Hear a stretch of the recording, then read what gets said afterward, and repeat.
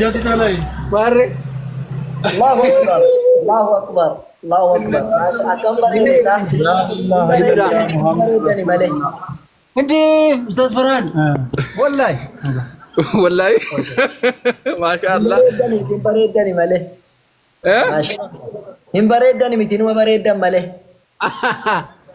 والله كنوا أكنت كنوا جمعوا لنا بلس كينيا إمو خد أمو Aman. والله جمعوا بلس كينيا صدركا يوسف تصدقوا بعد صدركا باستريت نما تجاجلا أكسما سوتشوسا أمانتاتي في هم نجدا إساني ترى نمني غاف دوغا بربا دوغا سوكو جلكابو دوغا دا ولرغو سان هافو أولي بولي مرمي يرو ديرا بودا بوليس كينيا غير أمانتا إسلام ما أمانتا هكا أمانتا نبيون هون درتي ياما والياما ترى فينو يا الدنيا هون دافي هما ترى بوليس كينيا اللي بقى نجان دفه بقى نجان دفه بوليس كينيا باغنا كان نيكدن نللي سيغنرا أكنت اللي سلا سيغون قبل سري هاتو أمو namni waan qaban qabatanii gabaa ba'anii jiran kanaafi obboleessa keenya baga nagaan dhufte inshallah namoota akka kan keetii fuuldura dhaabbatanii yeroo dheeraa hawaasa keenya nu jala jallisaa turan akka dhufam abdii guddaa qabna kanaan booda karaa qajeelummaa fi karaa dhugaa karaa haqaatti yaamtan inshallah simannaa isaarratti obboleessa keenya namni gabaa baa yookaan hikmaa fi yookaan fitinaa fedhanii abdiin kan hikmaati maashaallah Ulee qaban si macaaleen. me akka bisa bahasa orang tu boleh sekali. Ani wallahi. Wallahi. Si mate. Si mate. Ani baay'ee si mateera. Jalabiyaa fadhee wallahi viidiyoo hedduu waliin hojjechuudhaan. Kolfaan si fadhe wallahi. Dhiifama wallahi abdiin shahaada qabate achi duras wal beekne garuu hedduu na gogalchisa maal akka ta'e hin beekne jallise.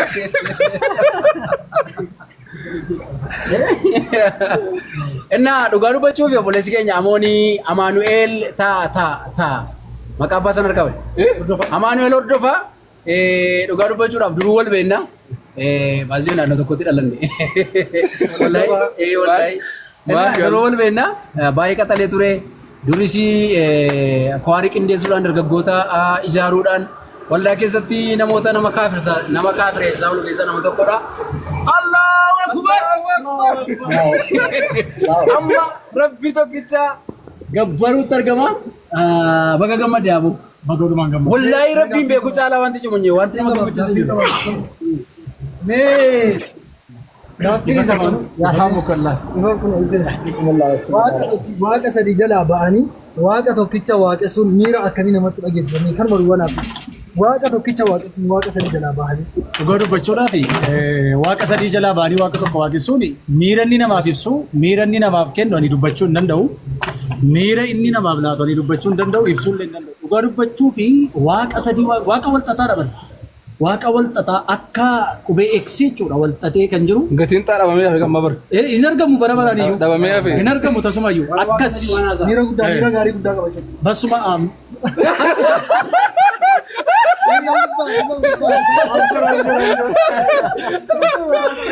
laafanne Rabbiin Atillee akka gaafa tokko maslee atillee akka Jedheerani masgiida gaafa tokko abdii akkasuma jedhe.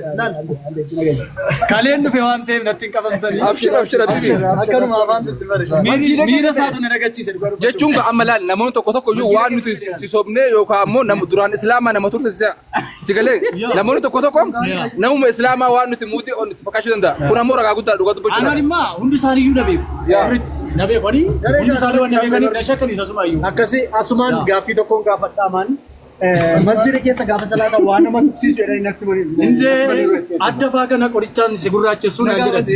Wallahi akkanaan jedhe. gaafadheen ture. Akkanaan jedhe wallahi. Abdi maaliin adda kee gurraachefattee dhaan jedhe. Na gurraacheffatan jedhee. Adda.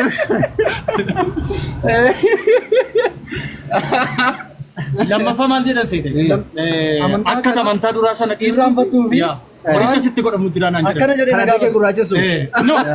No.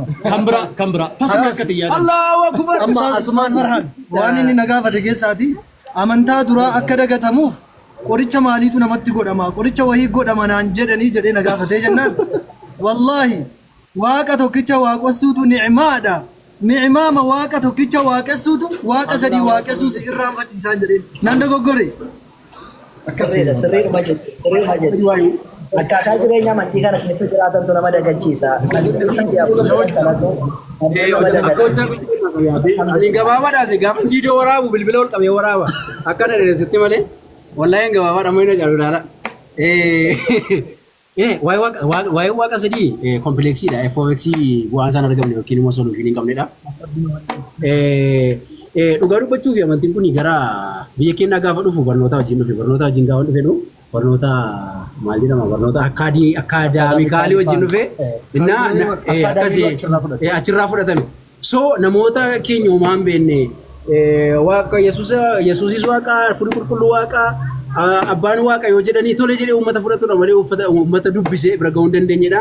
Kanaaf dhaloonni kun gaafa barachaa deemu, dhaloonni kun gaafa qubee lakkaa'uu baru, dhaloonni kun gaafa ofii dubbisee bira ga'uu danda'u maal gochuu dandeenya jedhanii gaafa yaadanii walga'ii maal jedhamti walga'iittiin niiqiyaa qulmeessaniitu dhaqaa walga'ii niiqiyaa irratti dhaqanii dhimma kana maal gochuu qabna dhaqanii sillaasee sayyamatanii dhufanii waaqa sadii goonee dhufna jedhanii wallaahi akkasii bara. Innaa uummanni keenya amma dhalootarraa kaasnee waa'ee waaqa sadii dhagaagatti dhufne waaqayyoo sadiidha jechuun baay'ee mataa keenyatti ulfaata. Kana kiyaa ba'uun baay'ee kutannoo onnee jagnummaa nama gaafata wallaahi waan itti guddatte keessaa ba'uun jechuudha.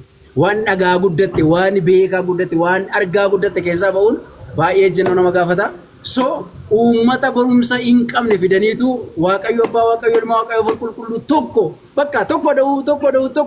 tokko jedhanii barsiisanii uummanni kun barumsa hin qabu waan ta'eef tolee jedhee harkaa fudhate. Har'a garuu hin ta'u diidaa jira. Addunyaan kana musliima taate dhugaa dubbachuudha.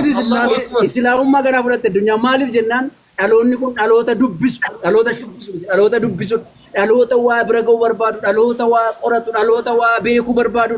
Dhaloonni waa beekuu barbaadu amman akkamittiin tokko sadiidha malee tokko siin jedhan. Barateera FOX yoo sammuudhaan dadhabe kaalkuleeshinii hojjeta googil godha akkamitti tole argaa jira dhaloonni. Isa kanaaf dhaloonni tole argaan jedhu addunyaan kun ganaa islaamummaatti harka ishee kennatti sababiin isaa islaamummaan addunyaaf ergame malee naannoo tokko yookiin immoo biyya tokkoof ergame miti. Amantiin kan biraan garuu biyya tokkoof naannoo tokkoof safara tokkoof ergame akkasimi. Kanaaf iyyuu amantiin addunyaaf ergame islaamummaa qofaadha. Amantiin namni irratti uumame namni immoo waan isaa barbaada. Fakkeenyaaf Finfinneen dur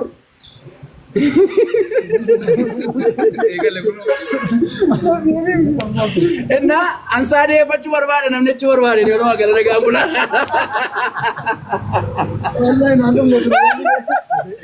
Asumaan አንድ መልእክት ኤርጋ tokko qofa Khalid ibn Walid rabbi sarraa jaalatu nama gaafa jaahiliyyaa yookiin immoo gaafa kufrii keessa ture baatilii ergamaa rabbi nabi Muhammad sallallahu alaihi wasallam keessa jiran nama musliimoota injifate nama baay'ee jabaa ture kufrii keessatti gaafa islaamummaatti aseesee deemu desee mistu sanuma appilaay godhee karaa dhugaa irratti saniifu. Kanaafuu rabbi nu ajabeessu obboleen keenya hunda keenya rabbi gadi nu adaabu. Allahumma yaa muqallibal quluub sabbit quluubana alaa diinik jedhanii du'aa godhatan jedhan ergamaa rabbi nabi Muhammad sallallahu alaihi wasallam. Maraatoonii fiiguuf gaafa ka'u nama hedduutu ka'a. Gooldi meedaalii garuu nama tokko qabaaf sadiitiif warra wajjin takka amna xumure karaa sirrii irratti rabbi nu taasisu. Kanumaan jedha. Assalaamu alaikum ወአለይኩም ሰላም ወራህመቱላሂ ወበረካቱ። አጠራያለች መልእክት በአማርኛ እንግዲህ እነዚህ ወንድሞቻችን ጋር እንግዲህ ያደጉበትን እምነት እውነትን ስላገኙ እውነትን ስላዩ አንድ አምላክ የሚመለክበትን እምነት ስላገኙ ያው ወደ ተፈጠሩበት እምነት መጥተዋል። ለሌሎችም ማስተላለፍ የምፈልገው መልእክት ምንድነው? እስልምና በሰባተኛው ክፍለ ዘመን የጀመረ እምነት አይደለም። እስላም ከአዳም ጀምሮ የነበረ እምነት ነቢያት ሁሉ የተጣሩበት አላህ ዘንድ እውቅና ያለው እስልምናና እስልምና ነው። ወንድሜ ዛሬ በጎዳና ዳዋ አንድ ያነሳው ነገር አለ። ምንድነው እሱ? ከእስልምና ውጪ ያሉ ሃይማኖቶች ነብይ ያልተላከላቸውም። ለክርስትና የተላከ ነብይ አናቀም፣ ለጴንጤ የተላከ ነብይ አናቀም፣ ለኦርቶዶክስ፣ ለአይሁድ የትኛውም እምነት ነብይ ያልተላከለትም። ነብይ የተላከለት እስልምናና እስልም ብቻ ነው። ነብያት ሁሉ የተጣሩት ወደ እስልምናና ወደ እስልምና ነው። አይ ተልኮልናል ካሉ አብርሃም ሙስሊም አልነበረም፣ ክርስቲያን ነበር፣ ሙሴ ክርስቲያን ነበር ካሉ መረጃችሁን አምጡ ነው። መረጃው የላቸውም፣ ሊያመጡም አይችሉም። ሁሉም ነቢያት የተጣሩት ወደ አንድ አምላክ ወደ አንድ ፈጣሪ ወደ አላህ ሱብሓነሁ ወተዓላ ነበርና ሌሎችም ክርስቲያን ወገኖቻችን እነሆ ሳይረፍድባችሁ ወደ ተፈጠራችሁበት እምነት ኑ። ነገ የትንሣኤ ቀን የጭንቅ የመከራ የስቃይ ህይወት አለ። ከዚህ መዳን የሚቻለው በእስልምናና በእስልምና ብቻ ነው። ወሰላሙ አለይኩም وعليكم السلام ورحمة الله وبركاته. قل هاتوا برهانكم إن كنتم صادقين. Even if you are truthful, bring us, give us your evidence, but you don't have. Altaka mungkin cufamee jira maayikiin keessan hin deemin qoy maayikiin cufaadha bani. Yoo ganaa bakka teessaniif taa'uudhaaf deemtu taatan gaaffii gaafadhuun hin qaba ture yoo kan booftanii teessan taatanii amoodhaaf carraanaaf kennitanii yoo hin qabaanne garuu wanna jedha inshaallah. مرحبا ايش انت رجاجان استاذ ተረጋጋት inshaallah. abdi hot منابنو obboleessa keenya amuus ni dubbisna inshaallah. dubbachuudhaaf ustaaz amuuni guyyaa kaleessa bena haa rakkoon qabu bena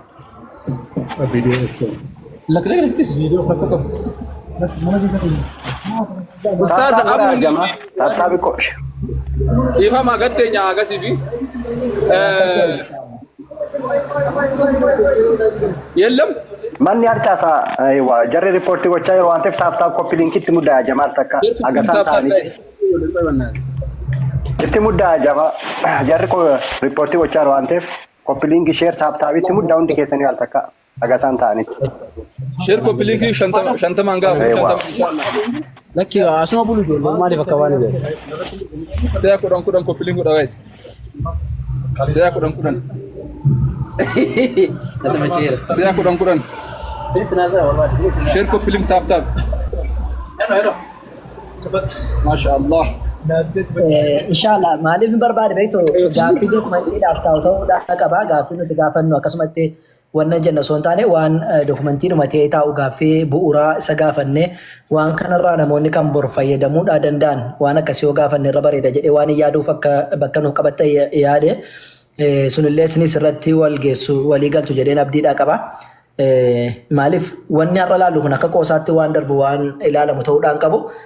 Faayilaan waan ta'ee yuutuubii karaa feesbuukis waan gadhiifamuu qabu inshaallah bu'uurarraatii wal gaafanna.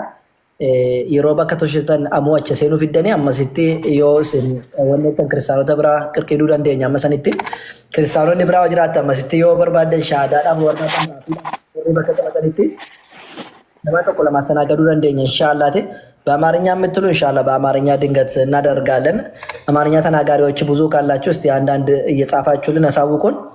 ያው አማርኛ ባንችልም በመሃል ጣል እናደርጋለን እየተሳቀብንም ቢሆን።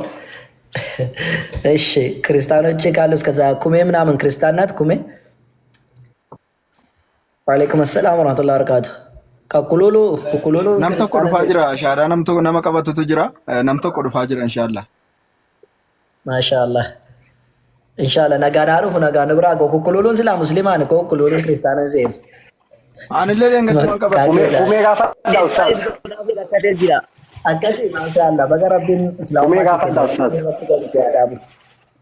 alhamdulillah. Maatii kufrii keessatti dodoksaa keessa dhaabatee shahaadaa qabate guyyaa sana jirtu ta'een beeku inshaallah jajjabeessuu barbaada du'aa gochuuf barbaada akkasidha. ማሻአላህ ጀዛኩሙላሁ ኸይረን ረቢ ስንራ ተቀበሉ ኢሰለ ረቢ ገደ አዳቡኒ ኢንሻአላህ ተዓላ ወረ ጭሜ ወረ ዱጋዳፍ ዳበቴ ዱጋዳፍ ወጅት ረቢ ስናታ ሲሱ ወራ መንቲ ከነ ላለ ደሞ ወለነ ወላለ ደሞ ረቢ ስንንታይ ሲኒ መለ ዱጋት ረቢ ስንን ደብስኒ ኢንሻአላህ ጀዛኩሙላሁ ኸይረን። እሺ miileena tokko agarsiinu yaa jamaa jarri miileena tokko agarsiinu al takka taaptaabii ustaaz koppii linkii taaptaabitti muddaa jamaa ayyaa komentii isaatu amma koppii linkii ማሻአላህ ሃያ